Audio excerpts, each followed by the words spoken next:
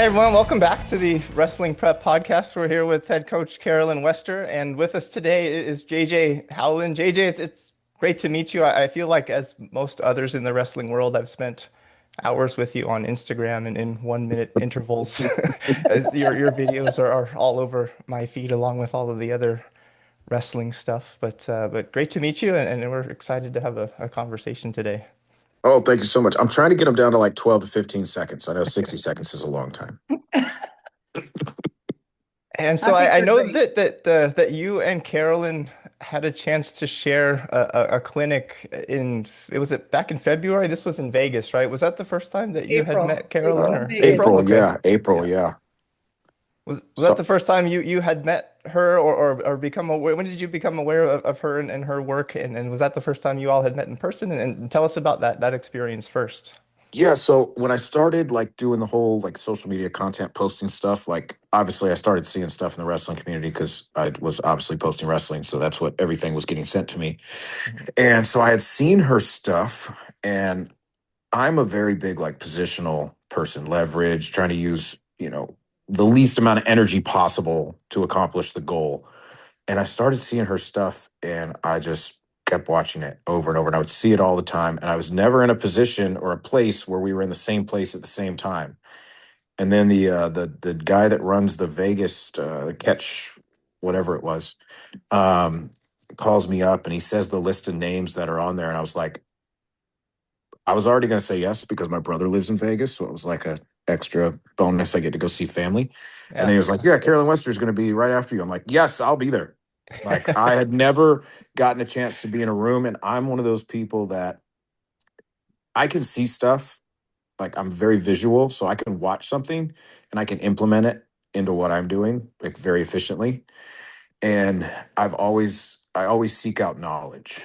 And I grew up in a very specific style of wrestling, and I'm not saying it was bad. It was definitely good. I mean, I had some of the best coaches that I could have ever asked for, some of the best technical coaches that ever lived. But I'm always looking to expand, and I'm always looking to learn different ways of doing things. And when I started seeing her stuff, I'm like, wow, this is a completely different angle of the sport that I've never really, been exposed to. And it made me think about the sport in a lot different manner. And through a lot of her content online, I started implementing it with some of the athletes that I coached over the last like 2.5, 3 years. And we had Mhm. great success. I mean, I had a slew of national finalists, all like back to back to back to back. And they did very, very well. And the second I found that I was going to have a chance to be in the same room, I was like, I'm going. Like, there's no questions asked. I'm Yeah, going. yeah. I'm, I don't try to, there's so many people out there that if they don't know something, they're quick to just try to discredit it, or they're quick to just try to dismiss it. And I'm the opposite mindset because as a coach, I did not go to college. I did not wrestle at this crazy high level, but I've been in and around the sport pretty much since like I could tie shoes. So like I know the sport very, very well, in and out, Yeah. up and down like the back of my hand. Um, but people, when I first started coaching, try to dismiss me. And I'm like, okay, well, that's how I was. I'm not going to treat anybody else that way. Yeah. Like I want to learn stuff. So when I get a chance to learn stuff, I take it. Like I Yeah, was, and I was so excited because I had not met JJ, and Naps Anacietti had told me how great JJ was. And as you know, Bryce has been with me a long time. Bryce could tell you, JJ, we got a lot of people who had come close, and they really were just there to try to diminish what I was doing because they were threatened by it. And I try to be really open-minded, and I'm super comfortable with Naps and Alex because I've known them forever. And I could tell immediately that JJ was not, he was completely open, like just a total open book, and made me feel so comfortable. And I was very excited when he said he was going to hang out while I coached too. So it was good because I was able to use them, and Kobe DeGretti was there, and it with made my it one made my leg. pick. Well, but still, one leg, no legs, it's still better. And but it was a great experience, and I felt like we had a couple of things in common. One, we were both very blunt. Two, we were not trying to make ourselves be more. We were sincerely trying to help other people and putting the other people first, Mhm. and that we were both pretty relaxed, but extremely enthusiastic. So I knew for sure if they brought like some pizza and a couple of cases of water, JJ and I could have sat in that room until either his knee fell off or my hip went out and just keep going through all the things that we saw that the other was doing that we felt compatible with. At least that was my vibe. Oh yeah, yeah. No, I mean it was the Vegas thing was like an immersion for me to actually be in the room with coach there. And I mean, you can see what you want to see on video, and this goes for any coach, that does content. You can make a decision based on a 10 or 20-second video, but until you're in the room with them, you don't actually know how they do what they do. Yeah. And man, it was amazing. And I was like, I left that day, and three of the athletes that I've worked with for years, I called their parents and I said, "Hey, I don't care what they're doing. I don't care if they got to take off work. I'll cover it. They're going to this week long. Carolyn had a week long thing coming up. I said, they're going. I'll pay for it. I don't care. They're going." So, uh, And then Carolyn I was. realized he was going to be close in Winchester. And I called him up and said, can I bribe you to come up? And he said, I'm actually sending athletes there. And I said, all right, we'll see you there. And he did turn down the opportunity to stay in the dorms at Marymount, but he was there for every session and helped in ways that I can't communicate with people. And it just was in very positive experience. And mostly because I think JJ posted something, and I've known a lot of great coaches and people for a long time.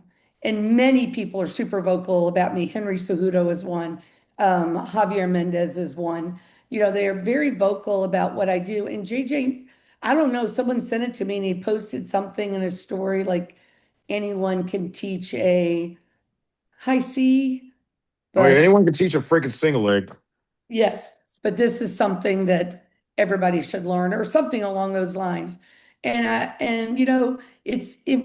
had a lot of people, as you know, Bryce, cozy up and they want to do stuff or associate with this, but they really have nothing to lose and only things to gain. And it was the opposite.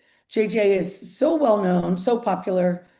It's you know, he has nothing to gain Right. except knowledge for himself and a friend. Yeah. And everybody I coach has everything to gain from him. And I get a chance to have a friend. And that was really good for me.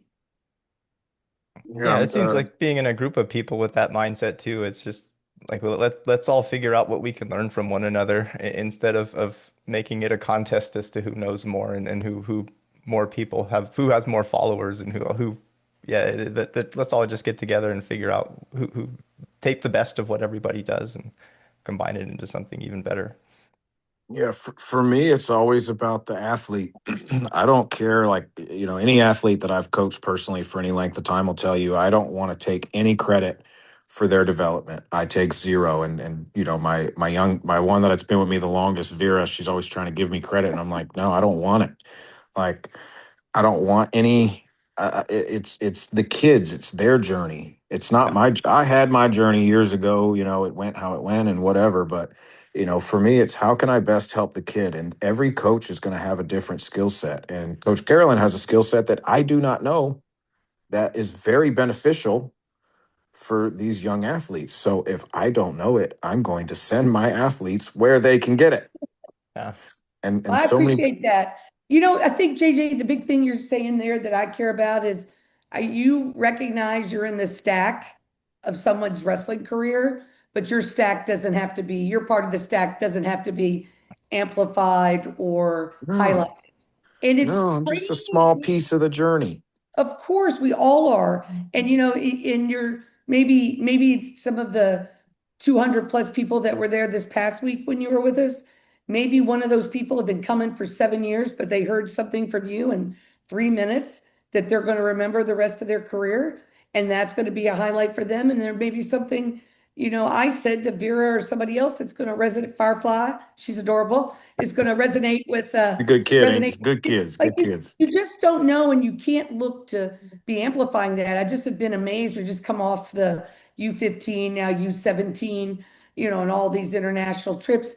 Just I've been on those trips. I mean, I went with Carson and Joshua Saunders and Aaron Gandara. I've been, I don't know, I think 11 world team, USA world team trips. I wasn't the official coach, not like Cornell, who's done 18, but I was there. And every time they would be saying, Frank Papalizzo, Carolyn, come get in the picture. Carolyn, come get in the picture. And I was just like amazed with what do you call it? What does a dog do? Like it pees its territory? Is that what they do? They pee their territory? How many people and stuff were just posting like this excessive amount of like almost a biography pictorial of, every place and everything they've done. And some of these kids aren't even in college yet. And just imagine how they must feel trying to remember who they have to thank and all that stuff. I don't want to be that pressure for any kid. Correct. I may okay if they never say a word, Yep. right? I just don't care. And it's recently a college coach, a famous college coach, was a kid that I coached a long time, won a major tournament, high school, one of the two, three major high school tournaments. And he sent me a message and he said, this kid will always be the best kid you've ever coached, but you're never going to get credit for it. And I said, well, I don't really care. Or maybe it's the 15 million plus views on my Instagram of him. I'm like, what is that? Like he felt like he was telling me like some tragedy of my life, and you're never going to get credit. Well, I don't need that. I don't need that credit. Mm-mm. The Do you kid know what I'm saying?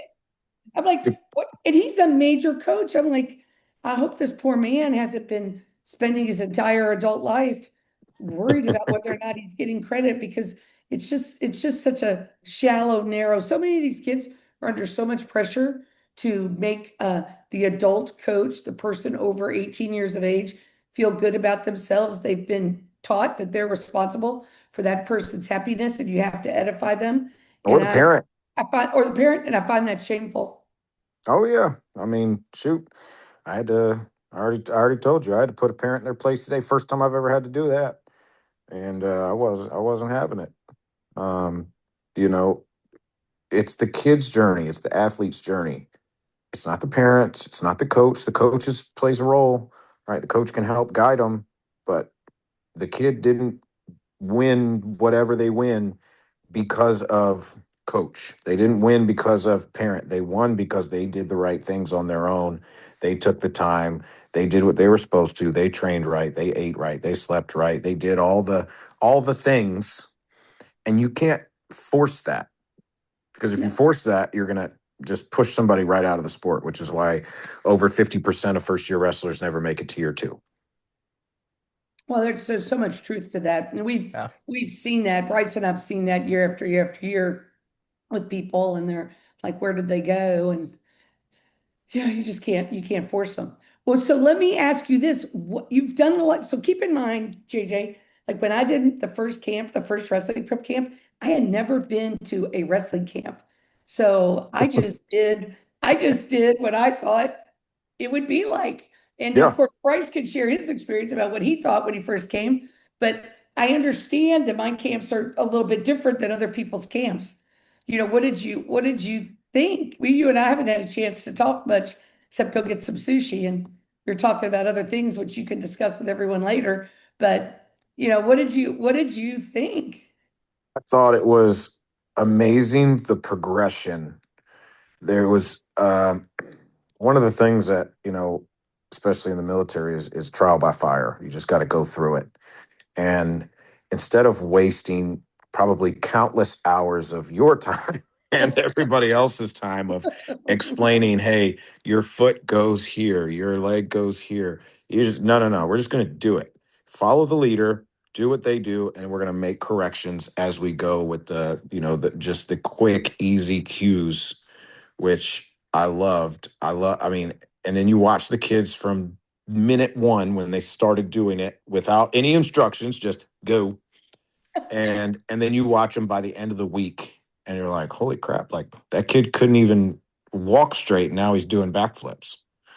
Um, and there's going to be a lot of parents that are, oh, well, they're not going to do a backflip in a wrestling match. No, but they're going to use all those muscles In that to do order. other techniques. Right. In Right. that order.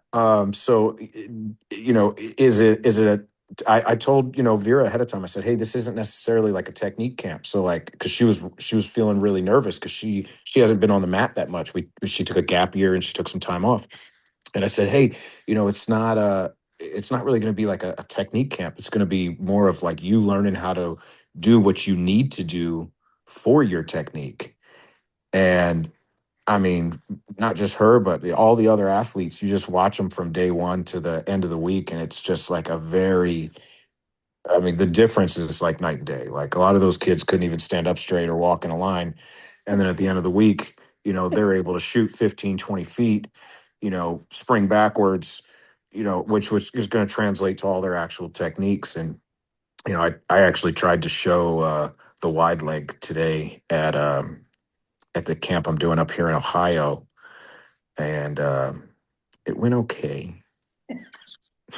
It went I'll have to come okay. with you next time. Please. It went okay. I could do it myself.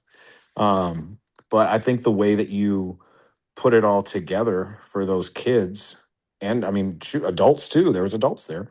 Um, it flowed beautifully. It worked very symbiotically. It was nice for me to not have to be like the star of the show, and I could just sit back and enjoy and learn. And I Well, had my I think learn. that people thought you were the star of the show No, too. no, I was in learning mode. Every time you asked me a question, I had my learning You cap had the on, not camera my. on. I would turn around and then you'd be with the camera. I'm like, can you not just shoot from my backside?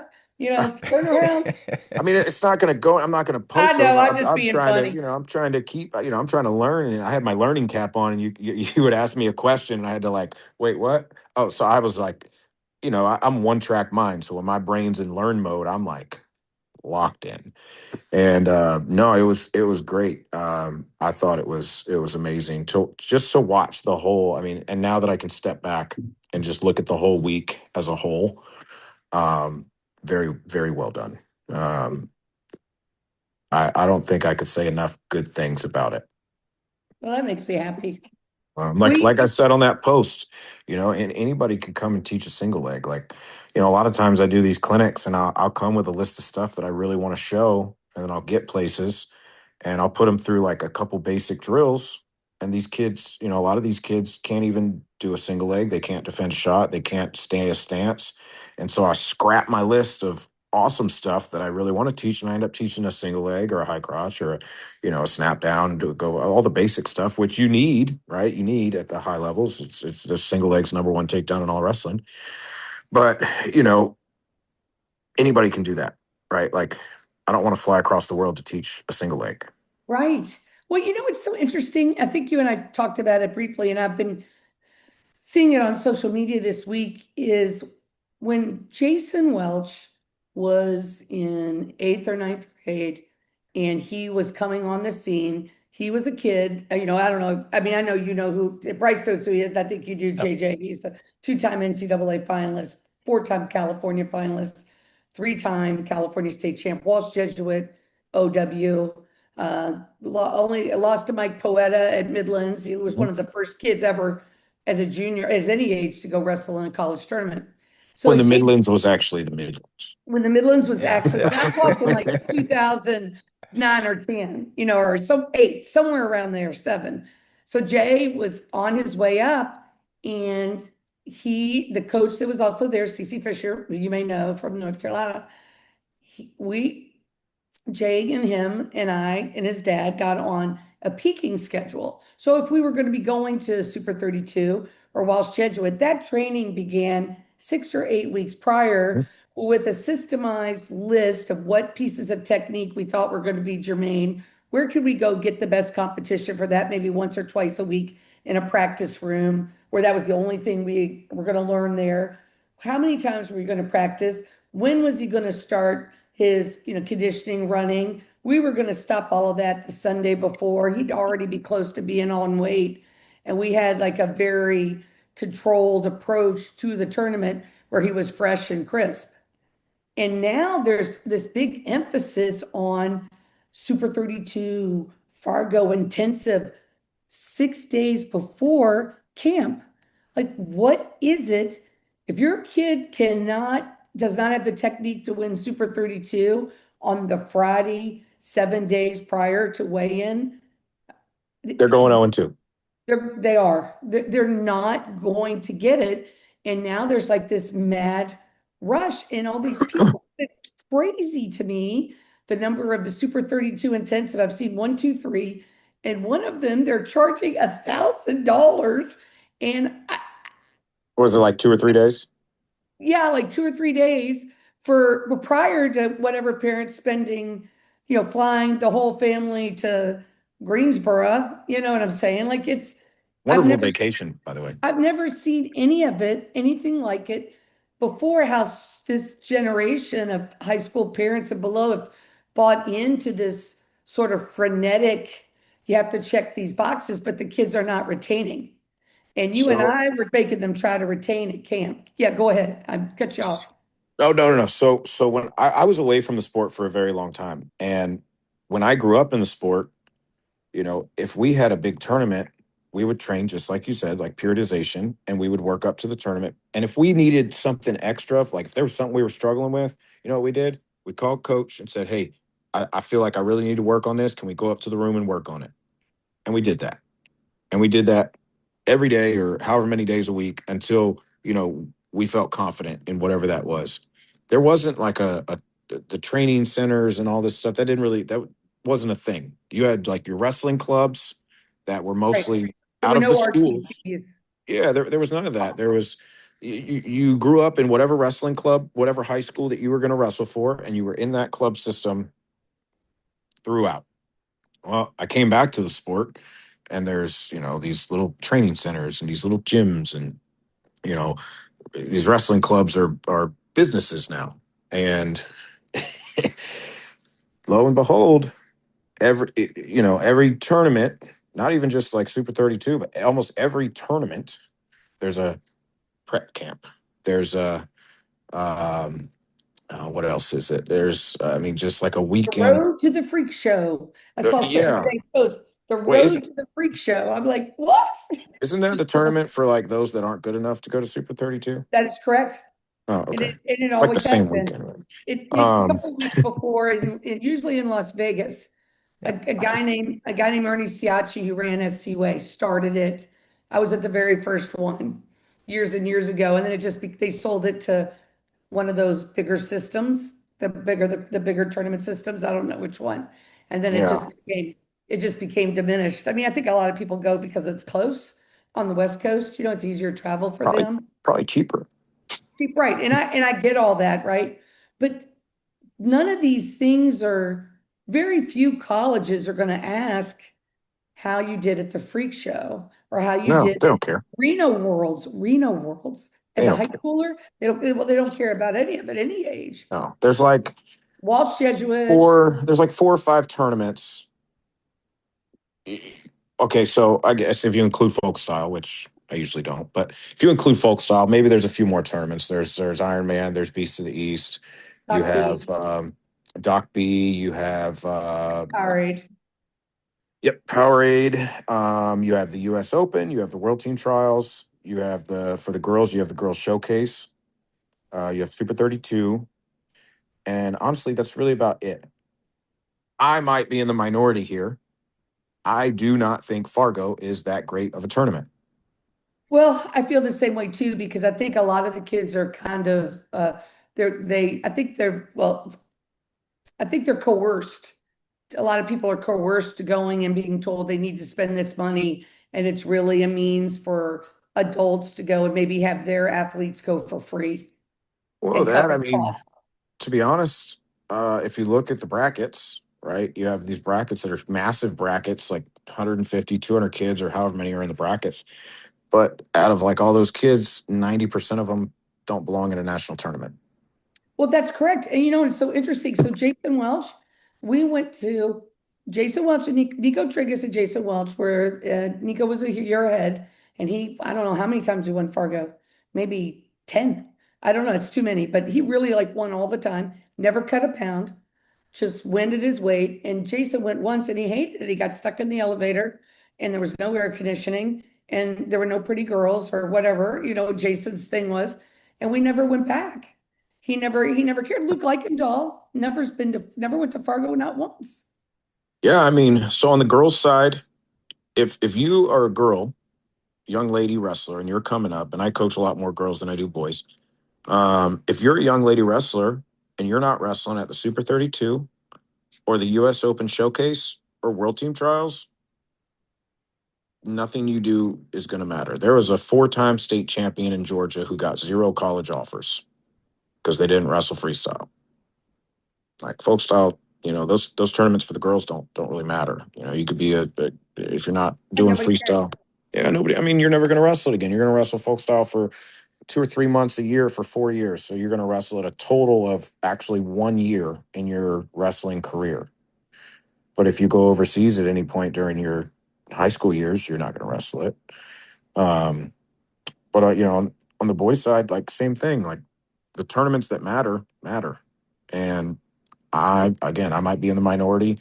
Most of the people that are in the Fargo bracket don't belong at a national tournament. They qualified for Fargo because they went to their state freestyle tournament and had no matches or maybe one match.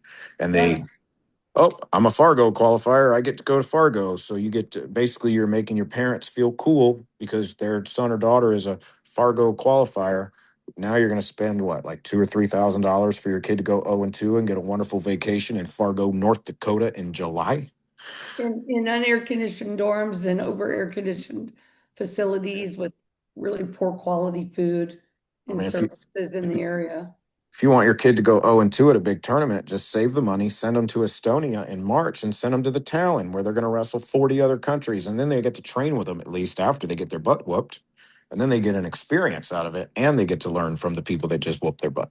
We had a great time when we went to Estonia. I Josh love that tournament. got the kid I went with got second, and Cornell was there with Wyoming Sem, and we had a big time. I It- love that tournament. It's one of my favorite ones. I did it last year. I ran the training camp for it last year. I'll be back. I think I think I'm planning on going back this year. But I mean, I didn't know this until this past year. I started working on with a couple of the folks on the AAU side. How many actual international opportunities there are for these kids to go and wrestle, as opposed to the one giant organization, which will remain nameless, that everybody thinks they have to go through. But unless you're the number one, you're not going overseas to wrestle. No, and that's a big issue too. You know, well, back to what we've all been, Sorry, we've I'm been, getting on a tangent.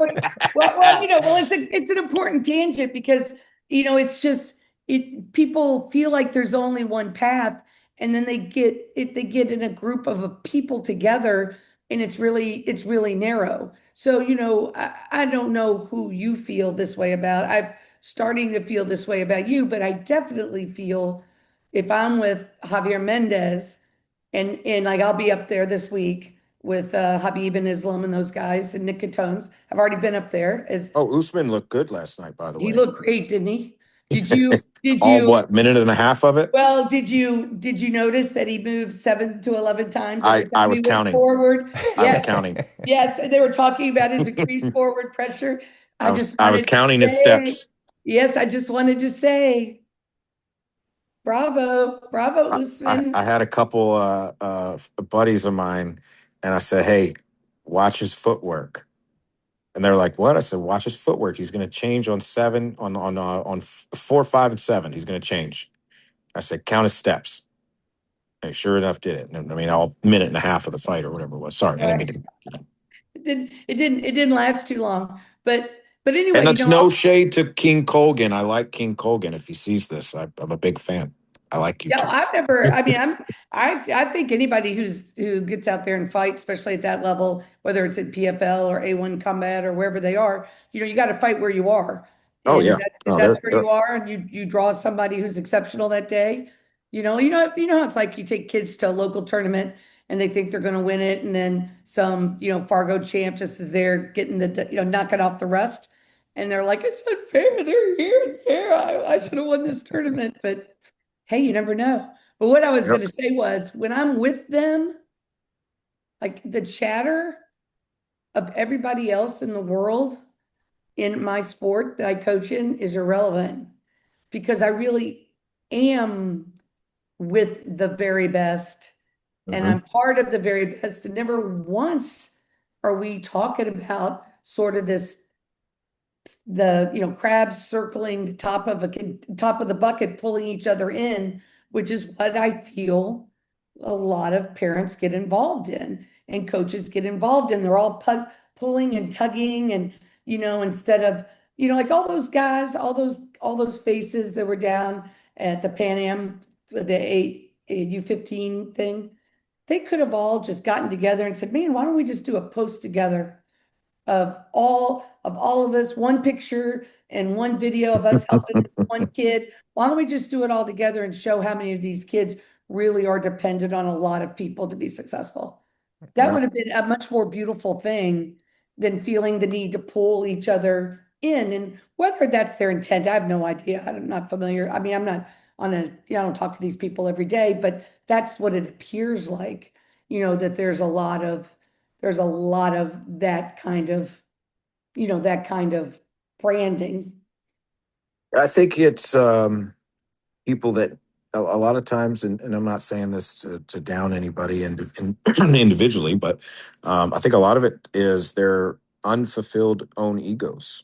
They want to feel like they were the reason so and so accomplished A, B, or C, as opposed to people like us, where we don't care how the athlete gets there. We just want to help in any way, shape, or form that we can, and we're there to support and cheer them on. And we don't need the praise. We don't need the claps. We don't need we don't need the spotlight from it. And I think when we met in Vegas, I called us the disruptors Oh, of the wrestling community, because neither no being independent and just kind of doing what we yeah. feel like we want to do. A lot of people are not only envious of that, because we cannot be controlled by anybody, and there's nobody that's going to hold something over your head or my head, and they can't control what we do, they can't control what we say, they can't control who we help, who we don't help. And I think a lot of people probably are envious of the fact that we're able to do that, we stand on our own. And then the other part of it is they don't quite understand how it happened. Like, Right, how in the for world did sure. this, like, just like you said earlier, people think that there's only one path. Well, you and I have both found a different path and showed that that road can be taken successfully at the highest levels. And there's more than, one way to skin that cat. And some people don't like it because the way we skin our cat doesn't put money in their pocket. Well, and I've had, I had a gentleman who's still very active in wrestling, and this was a long time ago, and he was coaching a D1 school, and he shared with me his concern and anger after an athlete that he had released and was released by the university. I helped them find another place to go. And he said, "You know why everybody hates you?" I said, "No." And he said, "Because no one can get you fired." And I said, "Yeah, man, I completely get it.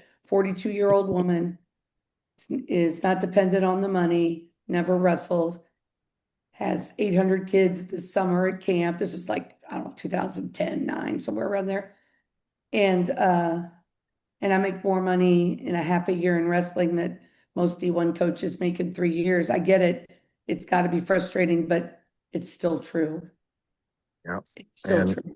And and I you and did I it. have empathy for them. I'm not judging them, but that is No. true. That is true. It's just the Silicon Valley was very much the same way. People would be starting all these companies and then they would be upset when like an outlier came up with the same algorithm or the same database functioning, or got more funding, and they'd be like, but that's our funding, that's our thing. Well, no, not really. I mean, you somebody else you had finds an a quicker opportunity to way. do it, We but all do, right? didn't quite take charge of it. I mean, you know, everybody in the world has the same access to be able to build the things that you've built and that I've built, but they, as much as they want to preach to their athletes, don't cut corners, don't cut corners. Well, they want to cut the corners. They don't want to do it. Or they want the corners they don't cut to be the ones that are Yeah. congruent to them paying their bills and getting money. Yeah. And you really, the biggest thing in venture in VCs in a startup, when the company's just formed and you're trying to get up the hockey stick, because you have a whole different set of people running a company when it's going up, and then when it needs to be maintained and expanded and IPO'd and stuff. So two different personalities, two different sets of people. And the big thing is when you're going up the hockey stick, you have to stay true that you're making the decision without concern for money. Yep. And so many people make decisions of building a business of any kind. They're like, I have to pay this and I need to do this. And I just never did it that way. I'm like, I'm going to do what I think is right. Even now, Bryce and I are working on, and I think I've discussed, of course, discussed it with you, JJ, that we're going to be doing a much bigger certification Mhm. program, and trying to expand people's knowledge and have people be certified to take advantage of all the opportunities that people are presenting to us, like storefronts, et cetera, just to teach body leveraging for all sports. And Mhm. in that process, I said to Bryce, I've never not self-funded, in this situation. And I don't think, I'm going to change now. I'm going to make every decision based on the exit strategy 10 years down the road, whether it's what it is now. And I'm going to get the best advice, which I've been getting. And I just think in wrestling, a lot of times people are so passionate and they just want to matter in the wrestling community.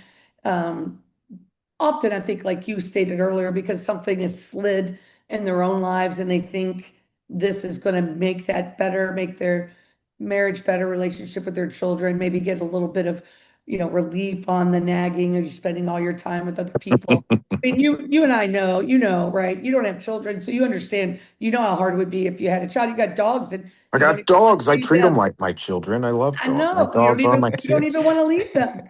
But No. but what I'm saying is that these people, so then they start coming up with these things, these interim products, if you will, that doesn't correlate to success, but it correlates to money. And they Yeah. want them to do all these things, and it's just too much.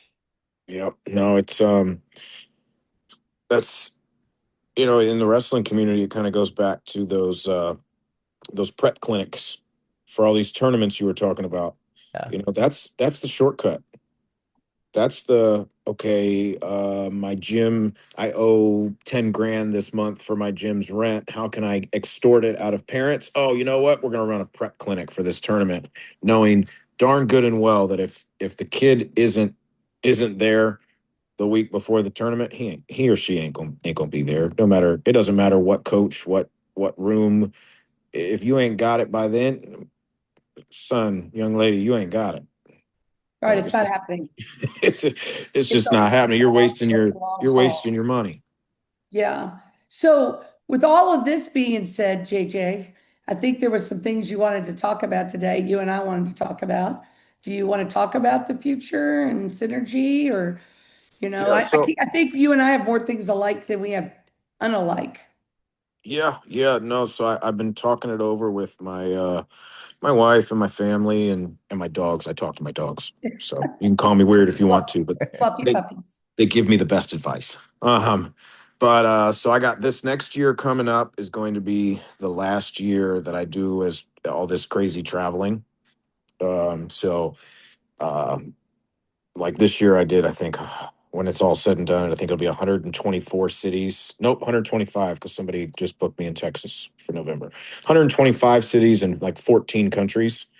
And that's a lot of travel.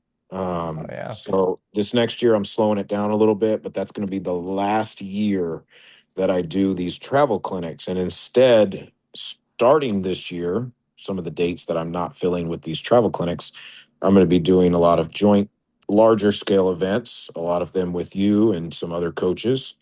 And then after next year, it's going to just be all larger scale events, mixed events. Um, and then I'll still do the like the international coaching on some of these teams that I travel with and coach overseas because I really enjoy doing that. It's just really fun to meet all the families and get to coach and work with different kids from all over the place and take them all over the world and let them wrestle people. And so I'll still do that, but these all this traveling that I'm doing that's gonna that's gonna slow. It's Uh, breaking news. People are going to be super, super upset about this. And I want to say this, Bryce is aware of the changes. I guess sort of had a similar thing. My daughter said, Mama, you've lived longer than you're going to live. At 63, the likelihood of me living to 126 is limited, right? Unless something dynamic happens in the world. So she was saying, you've got to start doing things that you like to do and start teaching other people what you know. And that's where my slowdown has started, is that I'm going back. I was in Thailand in April. I'm in Thailand in November, and I'll go to Dubai and another country while I'm there because I'm there and they've already invited me and I'll do it. But we're changing our camp format too. And instead of just allowing everybody to come to the ones where I'm not a clinician, where it's my camps, and now it'll be our camps, we're going to divide them up into how many years they've been exposed to me at a camp. So I don't have to teach the same people over and over the Day things one, over and day over. one, yes, and that we can move on. And then there's been a couple of people that have come forward, like Marcus Levesser and his wife. I'm booked with them 4 times next year. I was there this summer. They came to the coaches clinic the year before and brought their daughter. And then there's an organization out of Iowa. I'm booked in there 3 times. So that's the way, I'm starting to do it. And I don't mind doing the little things, but it's sort of you heard me at camp. Like I don't understand why these kids are allowed to go to wrestling practice every week. And then the next week when the coach asks, could you please demo what we did last Monday, Tuesday, and Wednesday? They say Can't they do it. don't remember. They say they don't remember and they get away with it. Yeah, they I don't can't. want to, They can't I do don't it. want to work with kids who aren't ready. Nope. We Yep. have little That's. kids, we saw them, little kids that are ready. They Oh learned yeah. everything I said and they did it. And then, Yeah. What was that? What's his little name? Emery. Emery. That little oh, guy's. Emery That guy. White. Yep. Yeah. That little kid's phenomenal. For sure. And little Renzo. I mean, we have a lot of kids that are, but you understand what I'm saying. So, I'm making those changes too. I'm not, and that's why I'm so excited about working with you, because I feel like the two of us together provides a complete picture. Whereas I feel what you do and what you can teach, meaning if they're ready, is what could win most every tournament currently happening in the US. And I feel what I teach helps all of that be better, but is the technique, heading toward the technique of the future, which we're already seeing out of the Russians and other people who have been involved with wrestling prep for a long time, the Oh yeah. Dagestanis. I And I now I just love got studying. contacted by Japan. Helen said to me, Marula said, please tell me Japan has reached out to you. And I said, sort of not really. Just this week, I got a letter of invite.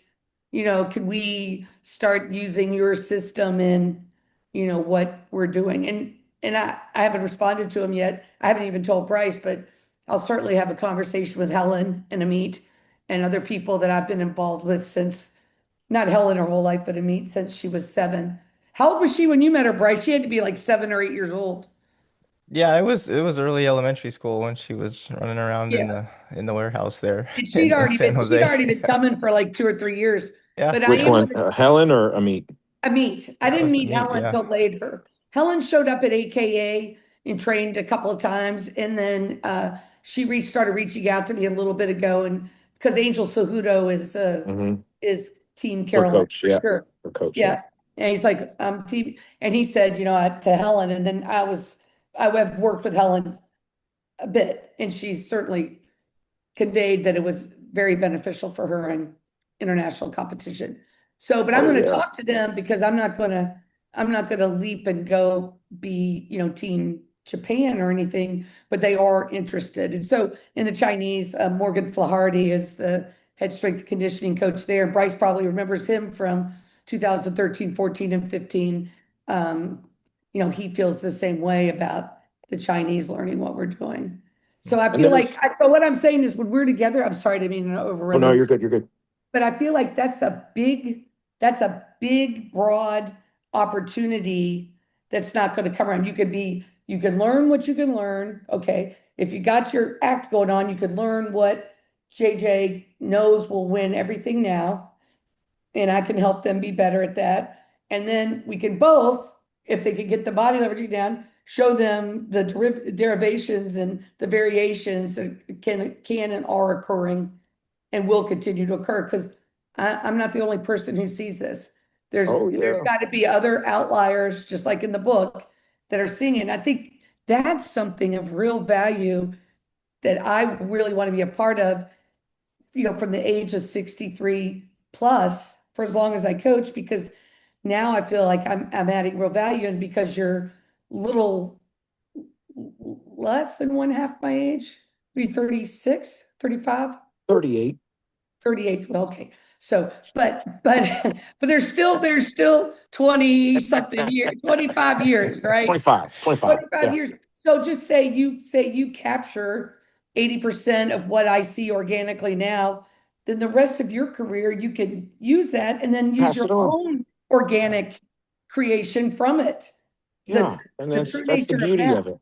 That's That's what the I think beauty of too. it. That's what I and think too. there's going to be so many people, and I know here's going to be the because I love me, I love critics. Here's going to be the critics. They're going to be like, oh, you guys only work with athletes that are already good. Well, I'm not here to hold your hand. You got to bring something to the table, right? Like there's coaches that are really good that are going to teach your 6-year-old how to stand up straight, but I don't have the patience for it, and I know that about myself. You got to have something to bring to the table as an athlete. And I can, again, I'm only here to be a small piece of your journey. I don't want to be the whole journey. Right. No, we don't I, want to be I don't responsible. want to be the whole journey. I don't want to be there the whole time. I want to look, I'm here to amplify. I'm here to tweak, manipulate and kind of move things around and find the pieces that maybe you're missing the one piece, and I'm going to find it, right? But you got to have something to bring to the table, right? Like, I'm not going to go over here and start coaching 8U wrestling, right? Because, I mean, realistically, none of that. You could be the best 8U wrestler in the world, but it doesn't matter, right? Like, I, it's just not what I want to do. Well, And they'll yeah, keep no, going. go ahead, go ahead. Well, I was just going to go back to Emory. So the Whites moved down here in January of 2025. And Emery and Wolfie was little, like 4 or 5. They came in body leverage. And after a period of time, I just said to Emery, you have to make a decision before I can teach you anymore. Are you going to learn the body leveraging and do it? Are we going to keep repeating it time after time? And I charge a boatload of money. And I'm going to tell your parents, I don't think it's worth their time right now. And then bam, he came back a week later and he was on it and he understood and he's grateful. He's Yes, grateful I talked to him that way. And yes. I, then, I love being able to talk to the athletes like they're adults, yes, whether they're 12 or 22 or 32 or 52 or however they are. I'm going to talk to them like an adult. I'm not here to coddle your son or daughter and tell them what a great time and they can be anything they want to be in the world. No, that's not. I ain't the coach for that. So if that's what parents want, then I ain't it. And I'm okay with that. All right, I'm I'm not for okay with that. everybody. Just I'm just not like for you're not for everybody. everybody, and we're okay with it. But the ones that are okay with us, they also happen to be the ones at the top of the podium. It's a little ironic, but Well, I think it's really exciting. Bryce, you have anything you want to say? Yeah, no, I was just pulling out. It seems like the two of you both share this integrity, I guess, is probably the best word for it, right? There are a lot of coaches who sort of have that list of high level techniques that worked for them when they were competing, and they just show up to every clinic and they run through their Same thing. repertoire, Yeah. and the kids can't move the way so that it's all just them collecting money and showing off the things that they can do for the parents, and the kids leave, and as you said, a week later they have no idea what happened, and it's not making an impact on their careers. But I think a little bit of the frustration it seems like that both of you experience as you kind of start from ground zero is just that. And like Carolyn, as you were saying, the fact that you get to go back to the same place several times means that you don't have to start from zero, and people can move their body in a way that you can then make progress. But it takes a little bit of integrity, I think, to and that you actually care about the success of the kid when you're showing up, and it's not about you and impressing everyone with your knowledge of wrestling, where you're showing them all these advanced techniques that they have no business learning or using because they can't move in that way. It's impressive to probably watch someone coach that way, but you're not actually making an impact on the athlete if you don't start Correct. where you have to meet them where they are. It's interesting. I think that particularly in men's wrestling, and they're trying to push it onto women's wrestling, I think, by making the preponderance of coaches women and not having a system for women to coach women, and not trying to develop that through USA Wrestling. Maybe they are now, but they weren't, a few years ago, 2022 or so. But it's sort of like year after year, you go back at Thanksgiving onto your hometown, and the same group of people show up in the same bar, and it's the same story about, what you did in the football game and what you did in the basketball game. And you get the people around you who are going to say the same things about you. And so many of these people who run camps around the country get their buddies together, and they pay them, and they come, they do one or two things, and then they disperse, and the kids really aren't writing it down. They're not really learning it. They don't have a training partner with them that's going to memorize it. Their parents aren't filming. And it would be so much better if they just had somebody in who could help, maybe for the first half day, have them use their bodies and encourage them to write down what they learned. It was truthful with them about, it doesn't matter who, it doesn't matter if it's Dan Gable or, Amit Elor. If you're not retaining the knowledge and you can't use your body, it's not going to help you. So I think we have a lot of people who enjoy the company of other people in the clinic community who wants somebody who's going to pat them on the back, say that triple crown, 8U triple crown matters, and and then spends all this time, having their buddies together. And I don't understand it. It's just not helpful for USA Wrestling. It's not helpful for USA Wrestling. Teaching youth how to use their bodies, making them responsible to learn how to do it, and then having them learn technique that's based on their body type, long legs, short torso, long torso, short legs, because the technique has to differ because of the math of it. They would get so much further, but they just don't want to do it. And I think a lot of these people who have these types of clinics, and they miss those times when their best buddies were with them. And they miss the time when the camaraderie, and they overcame something to be the football state champs or be the wrestling state champs. And life doesn't always give you those opportunities to carry that forward. And some people are never taught that in life, sometimes you have an experience that's not going to repeat itself in everything you do, and you zip it up and you put it in a nice clear bag, and you look at it and you remember it, and then you go start something else that can go in a nice bag. And these people just want to redo, and we see them everywhere, and it's hard. I have a lot of empathy, but I don't think it's beneficial for the development of youth as humans, for the sport of wrestling, and for women to become accepted as coaches. I'm Roy Hill, and I'm on the phone with USA Wrestling a few years ago, and Roy said maybe we could, and the person I was speaking was super helpful. I think he was number 2 at USA Wrestling, and Roy said maybe there's some other women coaches that Carolyn could get together with, and they could start to develop some sort of outline or things that would be helpful for women coaching men or women coaching women. And the guy said, "Oh, she's the only one. She is the only one.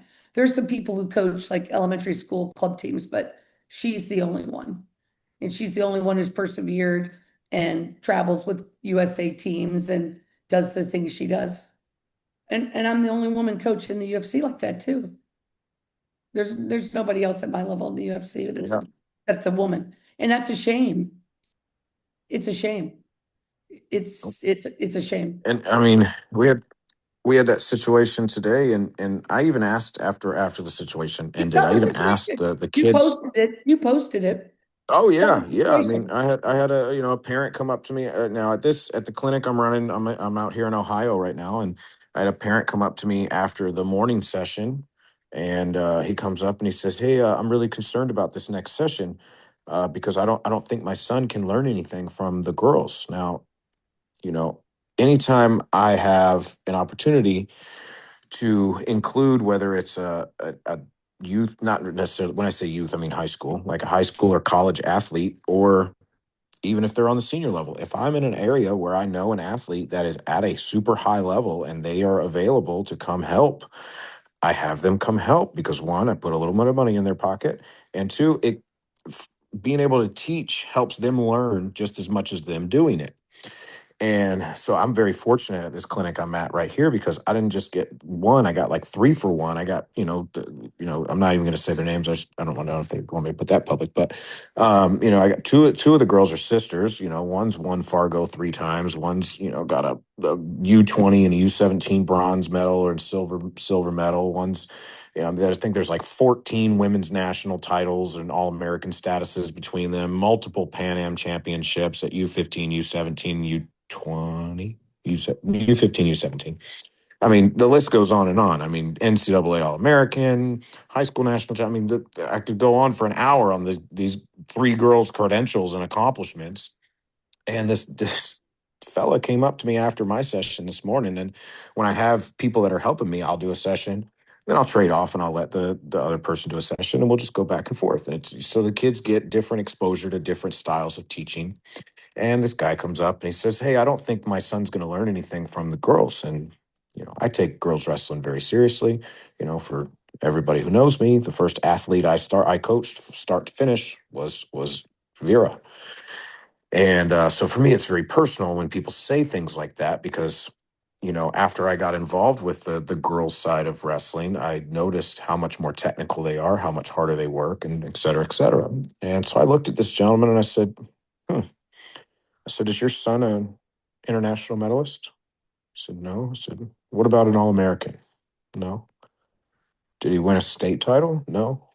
He said, "Oh, he didn't qualify for state." I said, "Oh, so your non-state tournament qualifying son has nothing that he can learn from 3 of the best age group U15, U17, U20 wrestlers on the planet right now. You don't think your son can learn anything from them? Get out. Bye bye. I don't want you here because you already put that in your son's head that he can't learn anything. So now he's not going to learn anything, right? And the stigma with and that's one, whether it's a senior level athlete, whether it's a senior level coach, a college coach, whoever I have at these things that I bring in to help me with these things. I do it for a reason. I get a lot of girls that come to my events, and it's one thing to hear it from me. It's one thing to be coached by me. It's another thing to be coached by another female and have that perspective that I cannot give them. I don't have the parts. I wasn't made that way. I can do my best, but I wasn't made that way. So when I have the opportunity to have a successful female, whether it's a wrestler, athlete, or coach, or combination of the two, yes, I bring them in. And if you didn't want your son to learn from a woman, you misogynistic bastard, don't come. Because I post my flyers way in advance, so you definitely knew. You knew who was going to be there. Yeah, and I think that's a big problem. Is so often in the wrestling community, people get this ego that they can't learn from certain people, And, when I first started this journey, I didn't have any. I mean, I still don't have an ego. I don't care. I can learn something. A lot of the stuff I teach the athletes that I work with now, I've had to learn over the last couple years because I grew up in a system of wrestling that was very different. And I realized very quickly that, yes, while that system is great, and I loved growing up in it, I'm very thankful and grateful for it. The more I study and the more time I spend in Eastern Europe and see what all those folks are doing that's winning everything, okay, well, maybe we should do a little bit more of that because I was brought up in this, and yeah, it's successful, but there's a reason Russia and that Eastern European region has been winning everything forever, right? Their success rate is far beyond the United States, and it's not even close. And now you got Japan with a little bit different style. And guess what? I'm spending a lot of film study watching Japan so I can Right. learn what they're doing. And just because I didn't do it as an athlete when I competed 25 years ago, doesn't mean I can't. An old dog can learn new tricks, For sure. and I learned stuff like that's why I loved being at your camp last week. I learned so much, and I loved it. Except when you would ask me questions, and I'm in learning mode, and like I look like an idiot because I'm over here trying to, Oh, I don't I'm think I'm anybody trying to thought you were an file it idiot. away in my brain on like what I'm learning, and you're like, yeah, is that right, coach? I'm like, yep. Huh? You got anything to add? Well, Uh huh. Well, no, I think both of you go are, ahead. Go are ahead, Bryce. Go both of ahead. you are examples too, even without the long list of competitive accolades that some clinicians have. You can learn something from almost anybody who's been in the sport for a long time and has studied and is trying to better themselves. It doesn't just, and I think a lot of people rely on that list of competitive accolades to sell spots at their clinics and make everyone feel like they're getting something out of it. Whereas, like I said, the two of you are both examples of people that don't necessarily have a long list of Olympic gold medals or national championships and things like that, but can really bring value to an athlete by if they allow themselves to learn. I mean, Well, coaching I'm and excited that we competing. get to do this, that we're gonna do, that we're gonna do things together, Oh yeah. hopefully on a large scale and with C Rob too, I hope. And Oh, we'll get him. I'll bribe him or something. I don't know. I'll he's find a way. I'll find a way. you talk about somebody who studies and Oh really yeah. knows so much more. I think he's been the USA's wrestling team coach, has put in by them 18 times. Yeah. And That's it's that for a high school coach to have that many goes at that is co- incredible. coaching and competing are two different skill sets. There are some that can do both, Yeah, right? Kale, that's you. You're a right. rarity, right? Yeah. David Taylor, you're on your way. You can do both. We can see that, right? There's a few that can do both, but it's very rare. Usually, the high level accomplished athlete, I've been in a room with a lot of them, and I've done events with a lot of them. There's some I won't do events with anymore, not because they're not great people, but because they can't teach you how to get out of a wet paper bag. They're so used to doing it, they've never stopped to allow their brain to process why or how they do it. Yeah. And then you look at across all sports, right? We'll start with jujitsu. John Danaher, he's never competed. He's one of the best coaches of all time in jujitsu. You look at football. Nick Saban, who's my personal favorite football coach. Pretty Roll cool. Tide. Nick Saban was not a great football player, but you definitely want to play for him. Bill Belichick, not the best football player, but you definitely want to play for him.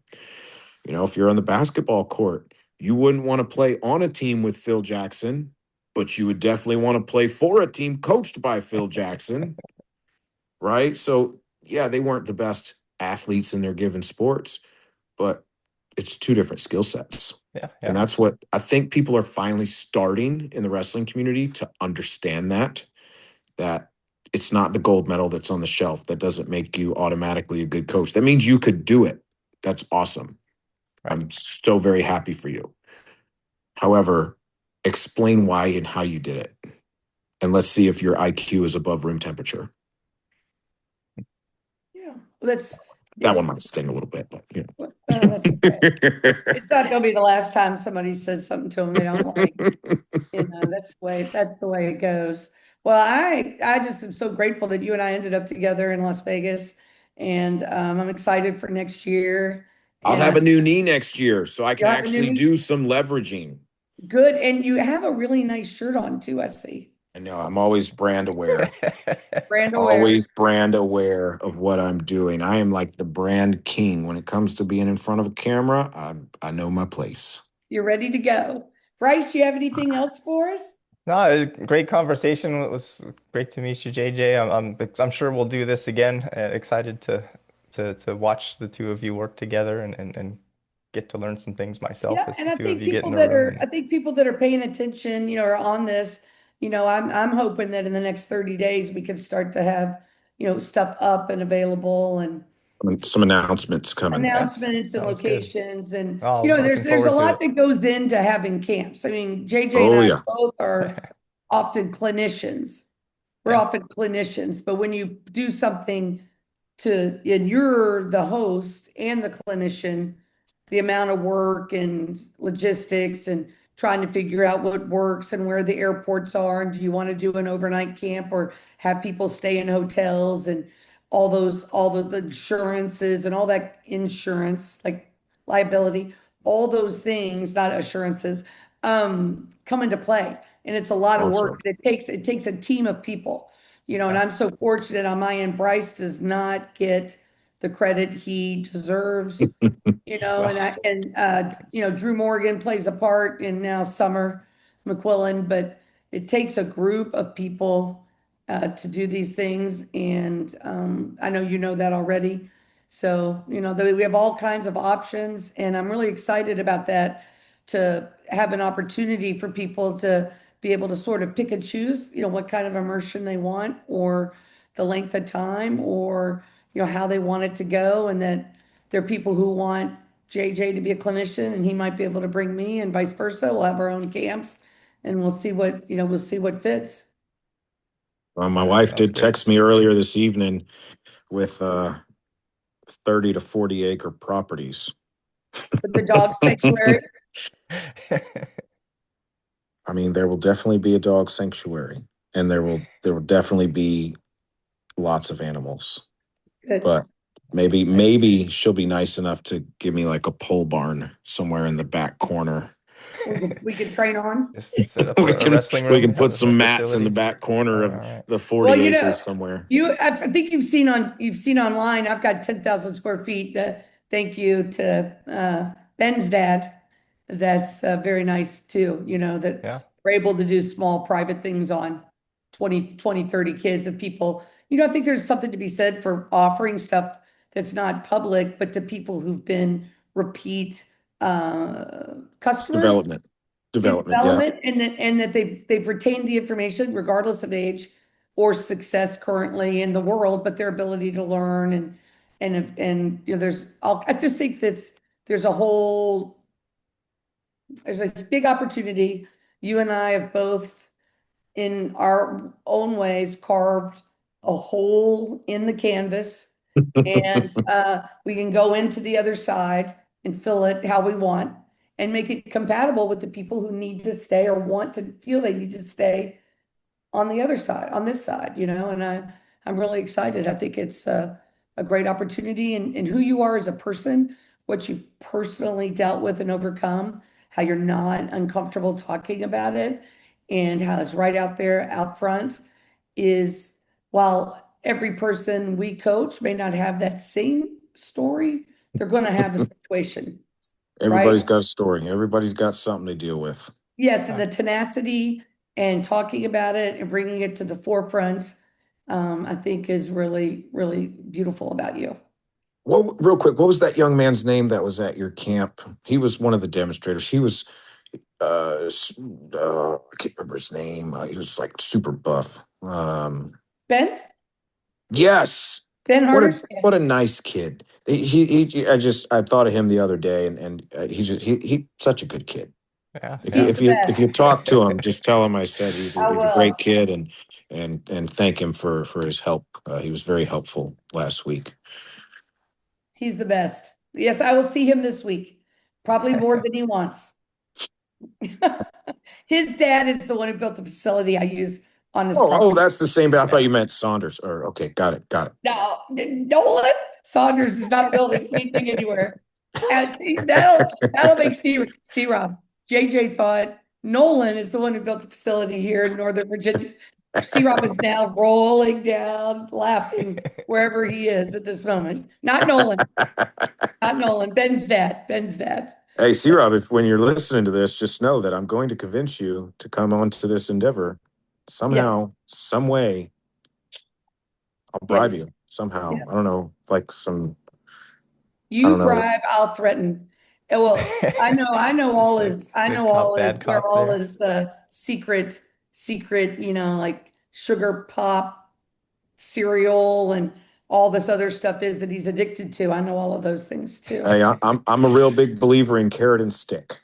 Yeah. There you go. Chipotle might be a little too healthy for him.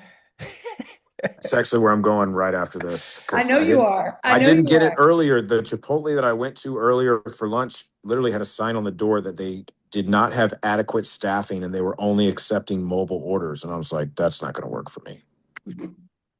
Well, luckily there's probably another one So 3 miles away it's from the one actually you were at. So 800 feet outside this okay. hotel. Yeah, okay. He All probably right. got the hotel based on the Chipotle. It was a happy accident. All All right. right, Yeah, guys. thanks Well, again. thank you. Yeah, No, good thank to you meet you. guys. Great conversation. We'll do this again soon. Yes, All sir. right. Thank you. Thank you, Bye. coach. You're welcome, sugar. Bye.